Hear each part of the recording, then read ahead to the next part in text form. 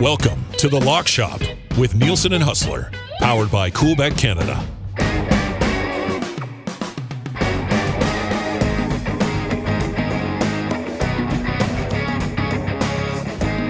Well, happy Monday, everyone, and welcome to another episode of the Red Hot Lock Shop. Nielsen and Hustler with you. And once again, Lock Shop is presented to you by our friends at Coolbet. I know many of you watching will already have an account at Coolbet, but if you're new or you just haven't got one yet, when you sign up, use the code LOCKSHOP so they know we sent you. Huss, congratulations on a golf winner, sir. Well, listen, I never wanted that weekend to end for many reasons. First of all, it was a hell of a good time. Second of all, it was Game 7 heaven with all of these games. And the other part of it is coming out of Friday's Lock Shop where you started things off going 5 for 5. Everything came together. Oilers in 7. That was the plus 400 bet from a couple of weeks ago. The Rangers make it happen, win 6 and 7, plus 200. But the gift from above, KH Lee, 100-1 from the golf picks last week. Strictly on the narrative of a Korean dude has won this tournament 2 years in a row. I want to make sure I've got the Koreans in the field. We split the normal bet between Siwoo Kim and KH Lee, and Lee came through, goes back-to-back, repeats as champion at the Byron Nelson. Hadn't been doing much at all this year, but for whatever reason, he's one of those guys that comes to a course and all of a sudden turns into one of the top players in the world. Anyways, KH Lee, you were my guy. We'll never forget this one. 100-1 going into PGA Championship week. Oh, let's go. Yeah, we've got PGA Championship week coming up. We'll give you a little bit of a quick look at the NBA after last night. Those lines are set now too, so we'll dive into that a little bit after we get to the National Hockey League. Obviously, we're doing this on Monday instead of Tuesday, so we will get some more on the golf a little bit later in the week, and we'll talk about that when we get there. I have to be in Toronto tomorrow, so that's why we're doing a Monday episode instead of a Tuesday episode. I'm going to make sure that the CFL gets their CBA done. I'm going to go out there and make both sides sit down at the table, Huss, and say, let's get a deal done. We're supposed to do a game on Monday. So Nielsen rolling into Toronto. Listen, you idiots, you're not leaving this room until you've signed an agreement and we are going ahead. Listen, I'm just going to get pissed off. Everything else has been we don't want to talk about it. This is bullshit. Figure it out, guys. We need to be talking about games on the Lock Shop of the 3-down nature ASAP. Yes. And of course, I want to hear you back in the booth. Can't wait to get back in the booth. It's going to be great. If there is a preseason game on Monday, I'll have that one for you. So that'll be fun. All right, Huss, let's dive right into it. Here we are. We are into the second round. Hey, it's shout out again, plus 400, Oilers in 7. Good call, my man. Good call. Thank you. That was a beauty. Had to sit on that one for a couple weeks. A few ups and downs on that one. But yes. Hey, just listen before we get to these picks. Flames in 7, overtime. Oilers in 7. All-time classic game from Connor McDavid, the best player on the earth. And another disaster for the Toronto Maple Leafs. The Leafs Nation. On brand, man. On brand. I'm a huge fan of Matthews. He was amazing this year. I like Marner. I mean, like, they have some great players. And unlike their epic choke last year against Montreal, I actually do have some I feel for them. That's a hell of an out and a hell of a team they went up against. They probably should have finished it off beforehand, but 19 years and more ammo for every fan that's not part of the Leaf Nation for another 365 days. Hard to believe that was what a series that was. And the first round overall. Remember, I was so excited last Monday going, hey, the way things are shaping up, we could have a bunch of game 7s. Well, it happened, obviously, for Leaf fans. It didn't end up their way. But the most important thing coming out of it is we have the Battle of Alberta for the first time in 31 years? 31 years. 31 years. You got to go back to 1991, buddy. And it'll be Chris Cuthbert on the call, the GOAT. So I'm very excited for it. It should be really good. Just quickly, what was the text line like in the old AM Nasty this morning? I mean, people must just be so fired up. People are very excited. I think my favorite one was the guy saying, "Hey, I'm 33. I've got a lifelong friend who's a Flames fan. where should I try to fight him? And he laid out all these different places that he should fight him. Like, people are very excited about it. With that being said, I mean, and we're going to talk about it a little bit as we get to these series, I think people are nervous about the Calgary Flames. There's no doubt about that, Huss. So we'll see how it goes. I'm actually off the air for game 1. I'll be back for the morning of game 2. So by the time I roll back in on Friday, the sky might be falling again here in Edmonton. So we'll see. Hey, well, as we know, it'll change game by game throughout it. I think it should be a great series. I may as well start there. Yes. And, I really do think that the Flames, listen, the Flames did not struggle in the first round. I mean, the only thing they did was go up against Jake Ottinger, who was the reincarnation of freaking playoff Patrick Waugh. That was one of the most incredible goaltending performances I've ever seen. And it wasn't just in one game. I mean, he did it over and over and over again, to the point where they were one goal away from getting it done. That being said, I think this almost helps Calgary going forward. I think, having a test like that where you're pushed to the absolute limit, but you get through it, really helps you going forward. And, listen, for the Oilers, they haven't really been here before. Of course, last year they got swept by the Jets. This was huge for them to win a series. And the way they did it against LA, coming back from the 3-2 deficit, I think was really impressive. That being said, talking playoff hockey, there's a couple things I like more about the Flames. I think their depth, their ability to play physical, I think that really will be impactful in this game. It'll be interesting to see how the Oilers match it or handle it at least. And then goaltending. And I got to tell you, I think the difference between Markstrom and Mike Smith, albeit Mike Smith had a great game to finish it up, I think is worth at least a game in the series. So I do like Calgary to win this.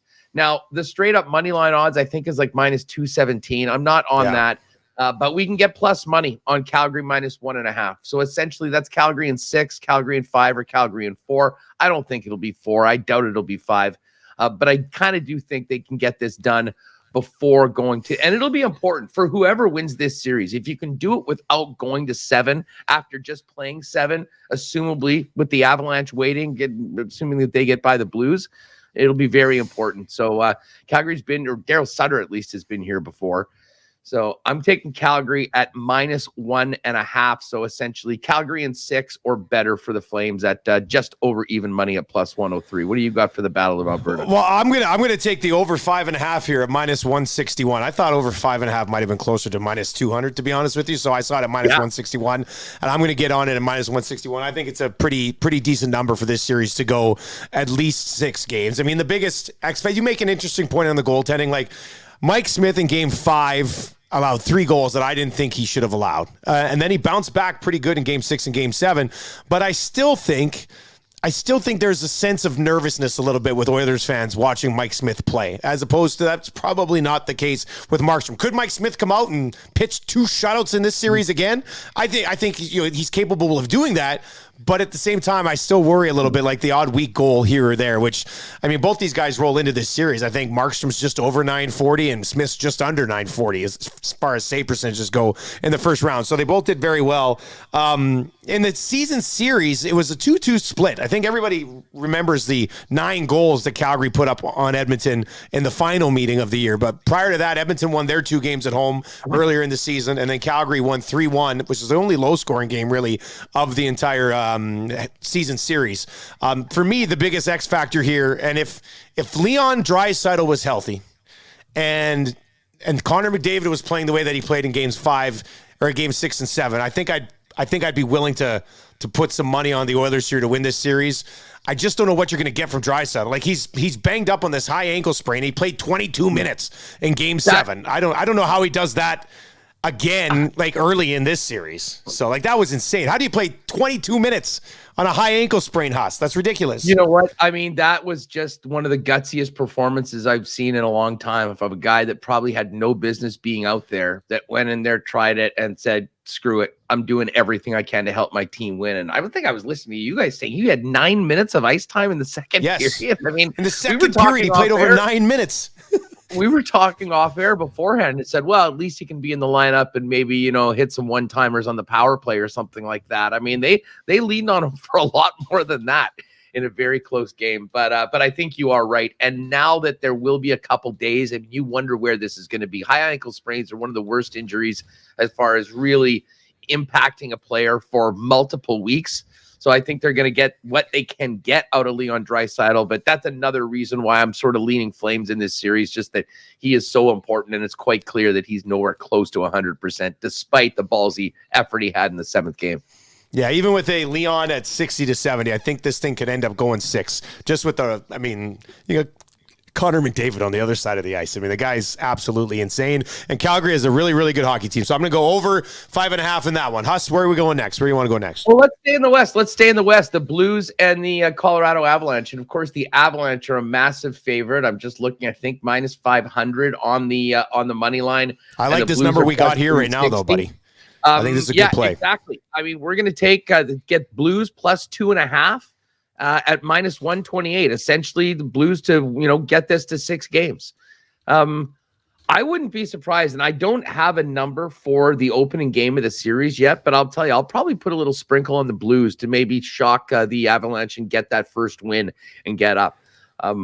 St. Louis, we don't talk about them enough, and we don't give them enough credit. And I think we knew that was going to be a 51-49 series with the Wild, albeit I think we both like the Wild going in.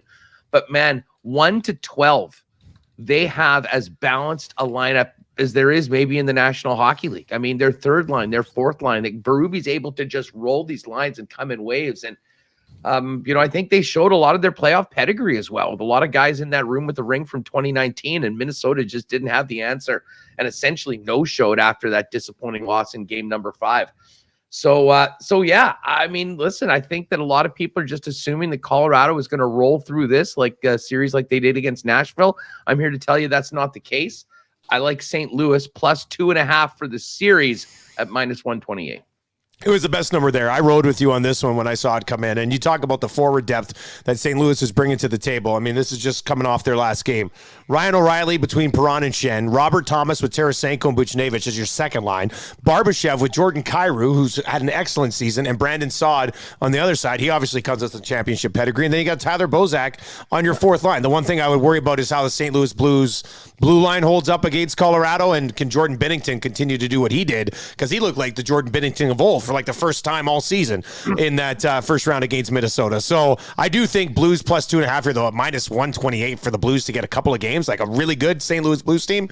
I love that value at minus 128. So I had to come with you on that one. Well, and I'll tell you what, it would be good for either the Oilers or the Flames as well if this one can go to 6 or potentially 7 games, so that you maybe soften up the presumed Avalanche waiting in the next round. But it'll be great. I was just going to say, you know what's crazy, Huss, is one of Calgary or Edmonton are going to be playing for a spot in the Stanley Cup final. Like when you just look down the road, you're like, holy smokes, it's happening. Now that they're both here, one of them's going to have a crack at a Stanley Cup final, like have a chance to get in there. So it's big. The next 2 weeks are going to be unbelievable in the entire province, and whoever wins is going to have the bragging rights. I mean, that all that goes with it. But also is going to be 4 wins away from playing for the Stanley Cup. Yeah. And it'll probably be against the Avalanche, which will be a huge, mountain to climb for either club. But I'll tell you what, I'm here for it. I think we're all going to enjoy it. It's going to be great, and we'll see what happens. I'll tell you what, East, we were all fired up about this Battle of Alberta, but the Battle of Florida is going to be something else as well. And yes, I know the Toronto Maple Leafs are no longer with us anymore, and it has given us, one of the real great rivalries in the sport right now. I know we don't think of this as, hockey hotbeds, although the Stanley Cup has lived in Tampa for the last couple of years. Then the season the Florida Panthers have had has been great. These teams are going to go back and forth with each other. I think this will be a very tough series. I think it'll go long. But when it comes down to it, Dusty, and the reason why I'm on the Tampa Bay Lightning at plus 130, there's a couple things. Certainly the experience factor. I think we saw it against the Toronto Maple Leafs help them big time in the most important of moments in that series. And then the other thing is I will take Vasilevsky over Bob all day long, each and every day. So I'm kind of surprised we're getting plus 130 on Tampa, despite the amazing season that Florida has. I kind of thought that number would be a little bit lower, like maybe minus 130 plus 110 or something like that. So I think there's real value on the Lightning. And at the end of it, no one seems to be able to kill these guys in the playoffs 4 in a row. And they got the best goalie going on right now. So give me the Tampa Bay Lightning as an underdog at plus 130 to knock off the Panthers. You're on the other side. I'm going to go on the other side, man. I've kind of been locked in with Florida for a long time here, so I'm not going to shy away from it now. I mean, they've been in this position before. They haven't been able to get it done. You talk about forward groups. I mean, you talk about St. Louis. I mean, Florida brings a ridiculous group of forwards to the table in this one. If you look at their last two games head-to-head, Florida won 9-3, and then Tampa won 8-4. So I don't know what type of series we're going to get. I also don't know have you seen an update on Point? I mean, the fact that he couldn't finish a game as big as the one that was out there, like if they don't have Braden Point in this series, I think that helps Florida a ton as well. But it is scary because it is Vasilevsky on the other net, and in an elimination game, whatever that game ends up being, if they get a crack at it, it's going to be tough to finish those guys off. But I think Florida has everything that they've needed to eventually get past this Tampa Bay team. I'm not sure Florida gets a better crack at it, man. This is a Tampa Bay team that lost their entire third line, and they've rebuilt one, but it's not the same. Tampa's still really, really, really, really good, but they're not what they were the last couple of years. And if Point can't go, I think Florida actually gets it done this time around. So minus 154 for Florida to win the series. I'm going to go there. And then we've got the Hurricanes and the Rangers, Huss. And the Rangers doing a good job. Sidney Crosby injury obviously changed a lot in that series, but they do find a way to get it done. Game 7 overtime as well. Now the reward for that is the Carolina Hurricanes, who are unbeatable at home. Yeah, the bread man with the OT winner. What a moment that was! And how about the high kick, the rocket kick for the celebration after he won? Yeah, it's a good thing none of his teammates were skating quickly in to embrace him afterwards. Listen, the money line on this is the Canes minus 222, Rangers plus 185. I mean, I do like Carolina in this series, but I think I'm going to go with them. I'm going to take them minus 1.5, essentially to win in 6 or less at minus 109.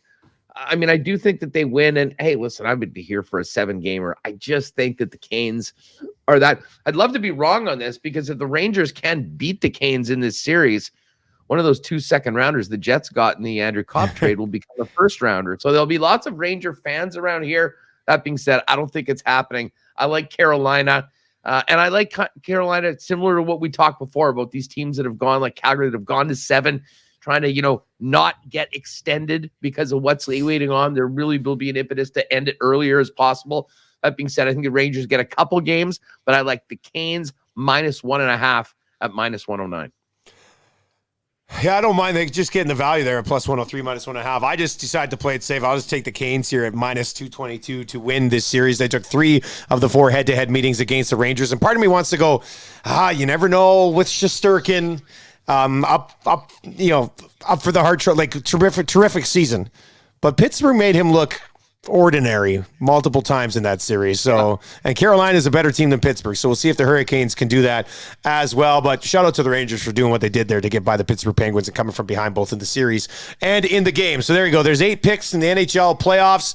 I think it went pretty well. I mean, straight up winners, I think, in just my regular, I think I went 7 of 8 in the first round for picks. I missed on Minnesota. I thought Minnesota was going to beat St. Louis. I should have known better on that one, Huss. I missed on Minnesota and I missed on the Leafs. And or actually, I shouldn't say that. I picked Tampa in our show going in, but then throughout the series, I sort of became infatuated because you started loving the Leafs. Yeah, well, I did. Hey, whoa! I did not start loving the Leafs. I just sort of thought that maybe it was time that they were going to get it done. Obviously, they didn't.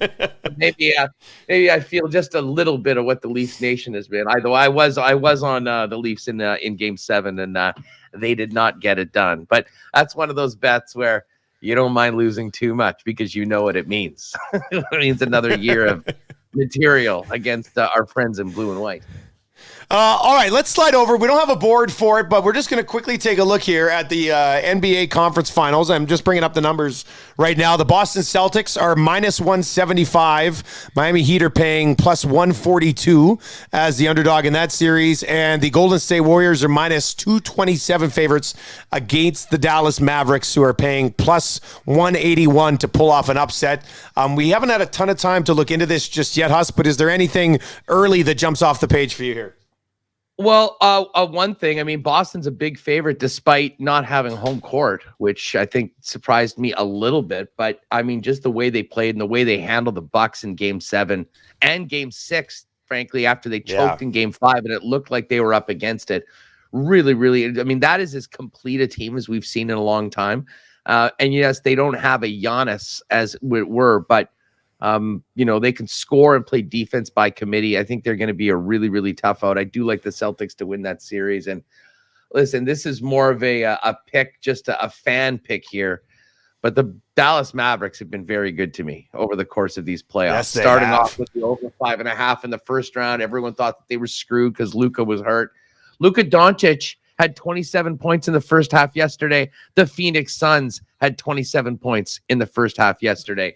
Like the scale of the choke job by the Suns, who at one point this season were 70 wins and 20 losses, is an all-timer. And I mean, they might have a tough time even running this back or coming back with the group that was the number one team in the league. Luka Doncic is a very special player. I think they'll be able to get a game or two. So I think I'll take the over 5.5, but there is part of me that wants to put a little sprinkle on the Mavs just to have a little skin in the game for, in my opinion, one of the most exciting players on the planet. I love Luka, man. I think he's just absolutely phenomenal. He's got LeBron's James mind and skill set without the athleticism, essentially. But look what he did. I mean, it was absolutely insane. And the Suns are just a bunch of chokers. Like we saw, the only reason they got to the final last year was because Anthony Davis was hurt, and the Lakers would have eliminated them anyway. Like how can you possibly? What's that? The Lakers aren't even a playoff team. Well, let's not give them too much. I meant last year they would have. If Davis was healthy last year, they would have beat him. But he's always hurt. That guy's always hurt. To put up 27 points at home in an entire first half in Game 7 is unexcusable. Like that has to be the biggest home court Game 7 choke job in the history of the league. I had to double check it. Like I was watching it super early, then I got busy. I checked the score at halftime and I saw 27 points. I said, wait a second. I kept refreshing. I was like, they only scored 27 points in the first half with Devin Booker and Chris Paul. Like, are you kidding me? So, but yeah, I mean, Luka is a special talent. You know who else is special? Jason Tatum. Jason Tatum is a man on a mission right now.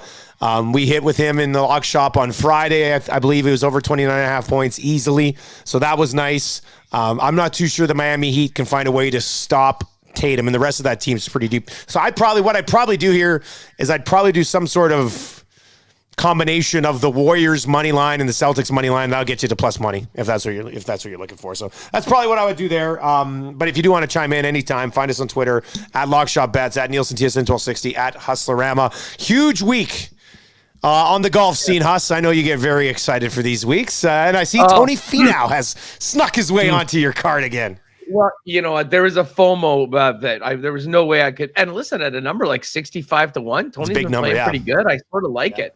Well, let's get to it. And I'll have something to say about the guy that's on your list in a minute. That's been very good to me. You might notice that Scottie Scheffler is not on the picks. That's because the pick was already in before the Masters. So tell about that in a second. I started off with 4 selections. Oh, and by the way, this is very early. There will be some more adds to the card, I'm sure, and some exotics. And on with you being in Toronto, we wanted to get our picks out just on the record for the guys that we're on right now. But on Wednesday morning, I guess 12 o'clock Eastern, 11 in Winnipeg, 10 for those of you out in Edmonton, 9 on the Pacific. We'll be doing a Cool Bet PGA Championship special along with Pat Gregoire and Jake Boland-Moss. You can follow me on Hustlerama. We'll obviously tweet it out, but it'll be available on all the Cool Bet social channels, YouTube and whatnot. And it's fun. We'll be putting together a couple parlays, a couple make the cut parlays. We'll be making picks to win, doing some top 5s, top 10s, really getting into, the major with the best field each and every year. And we're going to Southern Hills. Funny enough, Dusty, the one major I've ever been to was actually at Southern Hills in 2007 when Tiger Woods won it. So this is going to be phenomenal. And Scottie Scheffler's right there as the favorite, as he should be. Number 1 player of the world, winning everything. But 2 guys at 22-1 that I'm kind of starting the card off with. Patrick Cantley. I think people are sleeping on Cantley. He is, when he is dialed in, as good as any, has a great record in majors, has sniffed around it, hasn't got it done. And I wouldn't at all be surprised if, while we're focusing on Justin Thomas and Scottie Scheffler and Morikawa and some of these other guys, Cantley comes in. I mean, I know it was a pairs event with his buddy Xander Schauffele at the Zurich, but those guys were so freaking dialed in that I really do think they're ready to go. And speaking of Xander, he had a great final run, making a push at our buddy KH Lee on the weekend. It seemed like he's ready to go for the PGA Championship as well. But I like Patrick Cantley. I'm going to put a bet on him at 22-1. And then the other guy is Cam Smith. And I mean, it's sort of like people have forgot Cam, how close he was to winning, at the Masters and everything else that he's done. The guy winning the Players Championship, to me, there's just great value on Cam Smith. I mean, he is going to be in the mix at pretty much all of these events right now. And I think considering, winning the Players, the close calls in the other majors, the time is about to happen. So both of these guys, I think, are so due. I'm liking them at 22-1. And then your guy, Sam Burns. And listen, we've seen Sam Burns playing in some full field events and getting a number like 20-1. Yep. And I think, because of the strength of this field, and, I know he's won a little bit on the PGA Tour, but, he hasn't really been there in the majors before. The PGA Championship is exactly the sort of event that the Sam Burns of the world kind of emerge and get their win. I just thought the 50-1 was great value on a guy that's already won a couple times. I mean, is pushing into the top 10 and, should be considered more of a contender than I think maybe people are giving him credit for. And obviously at a number like 50-1, pretty attractive. So we got an outright on Burns. And then, yes, my guy, Tony Finau, waiting for him for another big win. He won the Northern Trust. He's been in the mix a couple times this year. It's been up and down. But I think Tony now, with the experience that he's had in all these major championships, is really preparing in a little bit of a different way, hopefully a way that helps him more at 65-1. How the heck could I not have a little sprinkle on my guy, Big Tone? I would have been shocked if you didn't. Shocked if you didn't. Look, so Scheffler, 12-1 right now over at Coolbet. I'm going to put him at the top of my card. Haas, explain why you're not on Scheffler.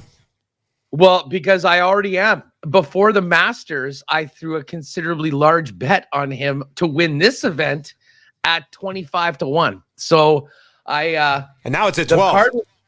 And now it's at 12, exactly. So it was just some good fortune. Obviously I did have him with the Masters, but I kind of was looking at when is this guy going to win? And, there's a lot of first-timers that end up winning the PGA Championship. So I jumped on that number before the Masters. He then won the Masters, and we obviously know that number was pretty much cut in half. So I'm definitely with you on Scotty Scheffler. If he comes in, we will have double winners in the lock shop. But I couldn't really say, I'm taking him at 25-1 because, needless to say, that number no longer available after he got fitted for the green jacket.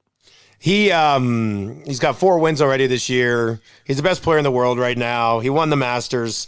And he says that this might be his favorite course on the planet. Yes. So, I mean, how can one of us at least not lock that in for this event on this card? So, the moment I saw Scotty Scheffler considers this his favorite course on the planet, I was like, and he's also playing better than anybody right now? Check. Yeah. So, I've got him at 12-1. I'm going to go with Jordan Spieth, who, played very well. By the way, with Scheffler, too. Took some time off, came back last week. I think he finished T15, 19 under. Like, he went out, had a nice round, nice event returning to things, and now it's gonna be time for him to crank it up a notch. Spieth had a great time as well. He finished second at Byron Nelson. And have you seen the conditions yet? People are expecting it to be pretty windy, and it's not going to be great conditions for the first 2 or 3 days of this event.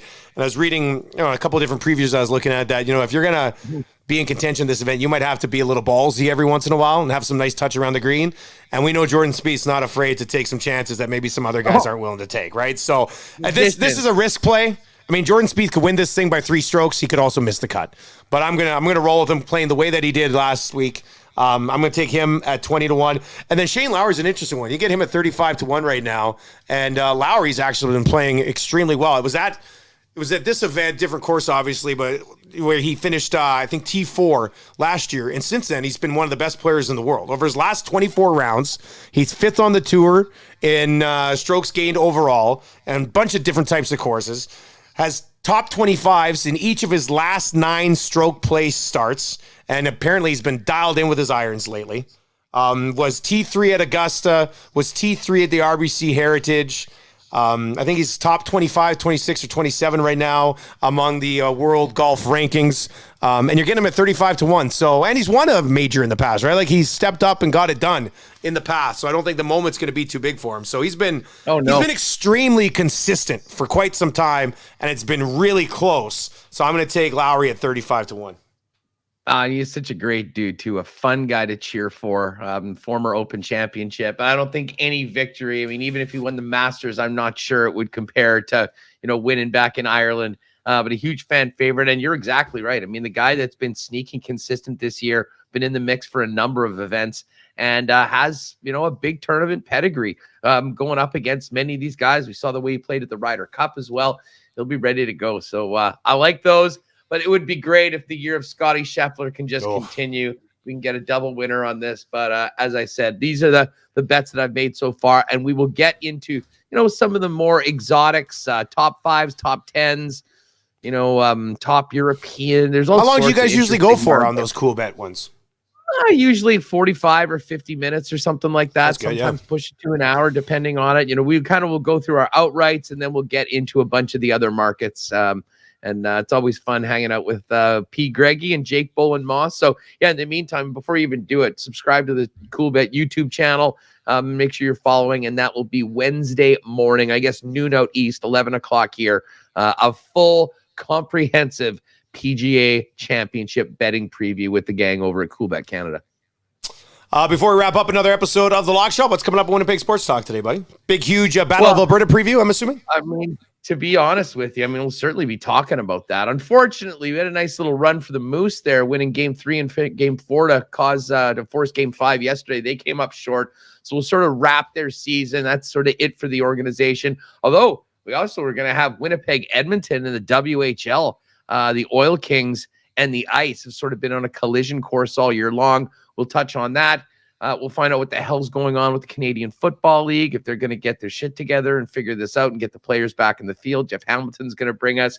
And then, yes, our good friend Tim Campbell from NHL.com, who has been covering the Oilers series. We will sort of preview the Battle of Alberta and also get his thoughts on what's happened with the Winnipeg Jets. And I'll probably make another plea on the air to Barry Trotz to not listen to the Vegas Golden Knights or the Philadelphia Flyers and come on home to Manitoba and turn this ship around while we watch all the fun and excitement out 2 provinces to the west for round 2. Excellent. That's going to be great. You find that, obviously, Winnipeg Sports Talk. And while you're there, if you're subscribing, make sure you subscribe to The Lock Shop as well on all your podcasting platforms. We'll be back with another episode on a Friday, Huss. And hopefully by then the CFL has a deal done and we can start talking about that a little bit. And obviously we'll be diving into early/middle stages of round 2 in the National Hockey League playoffs. Good luck until then, man.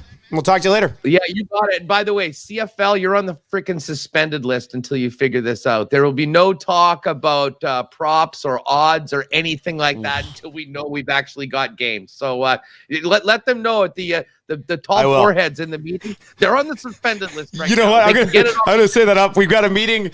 Got a bunch of TSN workshop stuff on Wednesday. Then we got a meeting on Tuesday with some CFL. It's a lot of the officiating stuff, like new rule, everything that we talk about. But I am going to, so anybody have anything to say? I'm going to put my hand up and go, yes, I'd just like to point out that this entire league is on the Lock Shop shit list until we get things going again. So if we could please push that ahead, that would be great. So, hey, you know what? Ask Major League Baseball how it felt to be on that list for all that time. They got it done at the last minute and we'll go for it. But anyways, have a safe trip out there. Can't wait to seriously get this thing done and see you back in the booth and see where the Bombers can start getting after it for a three-peat as well. But of course, the next couple of weeks, we won't be talking about championships here, but we will be looking at this Battle of Alberta. It is going to be awesome, and I hope everyone out there, whatever side of the highway they're on, has a great time and makes the most of it. It'll be a very memorable couple of weeks in Alberta. No doubt about that, man. Looking forward to it. Talk to you on Friday. Right on. Take care.